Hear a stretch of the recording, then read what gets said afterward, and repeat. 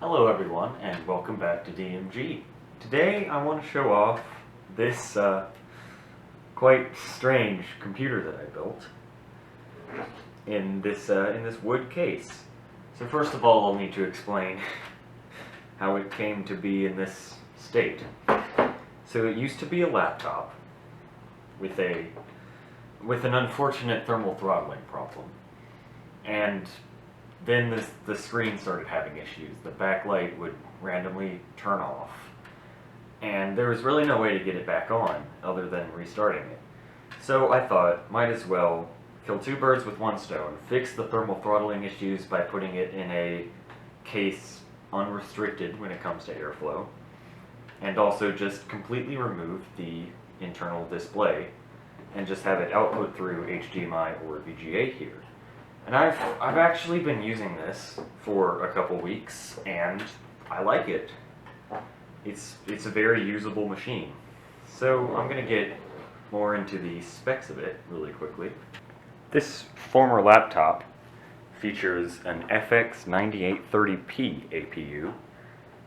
So that's 4 cores, 4 threads, up to 3.7 gigahertz turbo. It would stay at around 3.2 maximum sustained turbo because of the aforementioned thermal throttling issues. Now, under here, and yeah, the FX is under there. Under here is an RX 560 4GB, but it's not the full version. It's the RX 560 896 SP, a version with lower power consumption and lower heat output designed for laptops. Similar to the RX 560D, but they have, tiny differences in the silicon used. The RX 560 896 SP performs closer to an RX 460 because it has only 896 out of 1024 of its shaders enabled, and a 1069 megahertz boost clock, which I think, correct me if I'm wrong, but that's what a normal RX 560 has.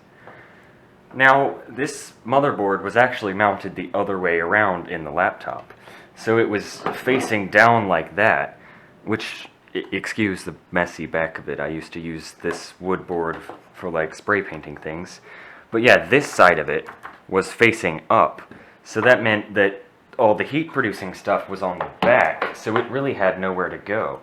There was plastic surrounding both sides of the fan, so it didn't really have any good intake.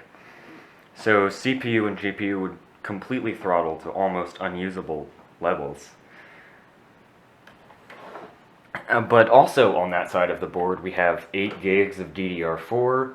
It's like 2133, and we have an added stick here. Let's see. Yeah, DDR4. Yeah, you use a DDR4, not DDR3. Yeah, DDR4 2666, 1 rank by 8. Why can I not? There we go. And finally to the drive, which is a 500 gig Seagate Barracuda SSD. Now, there are some I/O things that are just kind of glued down. One of them, I think like the most janky, is the power button, which is just like the bare circuit board glued down. We also have a front USB port there, and that used to wrap around the other side of the motherboard. It connects to a header under there. That's where the DVD drive would go, but I'm not really going to use it on this machine. And then finally we have the charging port and the speakers, which I kept because, why not? This standoff is there right under the battery connector for if you install the battery, because it sags alarmingly if you don't have it there. As you may have seen earlier, it was standing up, and that was because of the 2 foldable legs on the back. Now, it is on purpose that they go at different angles. That's not accidental, that's for better support, so that one can be flat and then one can be slightly angled. But that's really just the details of the machine itself. Oh yeah, here's the Wi-Fi and Bluetooth antenna. You just kind of have to place it somewhere near your router because back on the back of the board it doesn't get a very good signal. But yeah, as I said earlier, the case itself is constructed entirely out of dowels and scrap wood that I had. This part is, well, used to be a pie box, and all of the little square parts that are the same diameter, I mean, except for that one, are dowels. Now, I did post some pictures of this online. It used to just be like there was no support on the drive, basically. And I got lots of recommendations to support the drive. So that's when I built that little bracket. And it does sag a lot less. I mean, it's not very firm, but it's a lot firmer than it used to be. I'm overall pretty satisfied with this case. As you can see, the fan can get airflow from all four sides, including the top as well. So I guess that would be 5 sides. 1, 2, 3, 4, 5. But yeah, now let's look at how it performs. It's alarmingly flexible around the I/O, the board. I think it could have used a bit more support there. But honestly, I mean, how often are you going to be plugging in and unplugging an HDMI cable? We'll just kind of shove it back there. And, oh wait, okay good, it is plugged in. We'll turn on our TV and turn on this computer. Alright, first thing we're going to do is run Unigine Tropics in 1280 by 720 default settings. I'm going to pull up GPU-Z just so we can monitor what's going on there. Because honestly, the thermals have seriously improved from when it was in laptop form.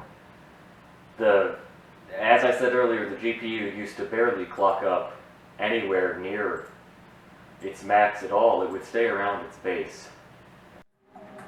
As you can see, it's running quite well. That RX 560 really, you know, it does its job when it's not thermally constrained by a lot of plastic. Over here we're getting, you know, about 140 frames per second, which is fantastic. Max FPS is 232.6, and our minimum is only 81.5. That's very good for a minimum.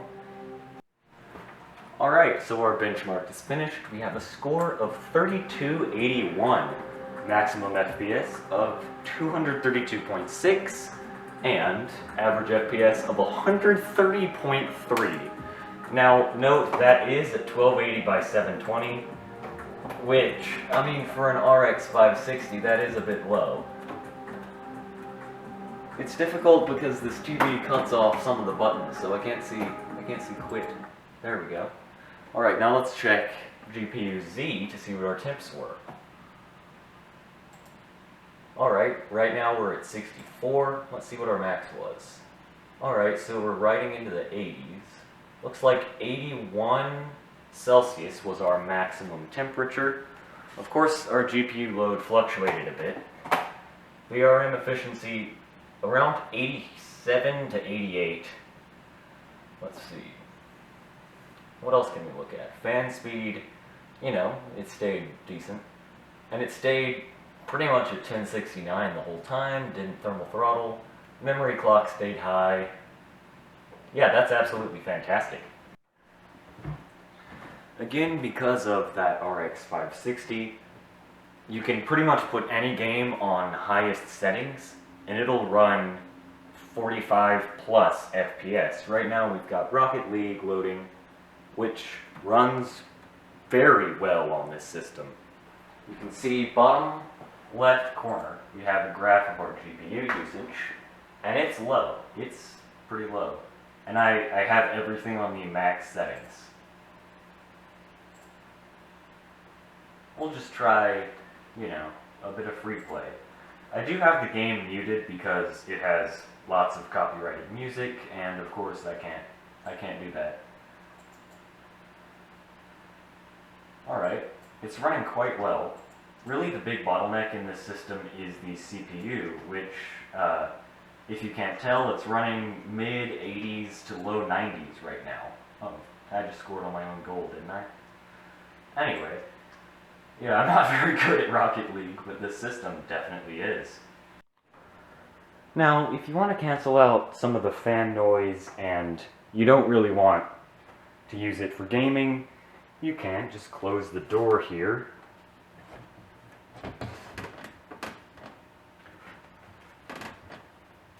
Oops.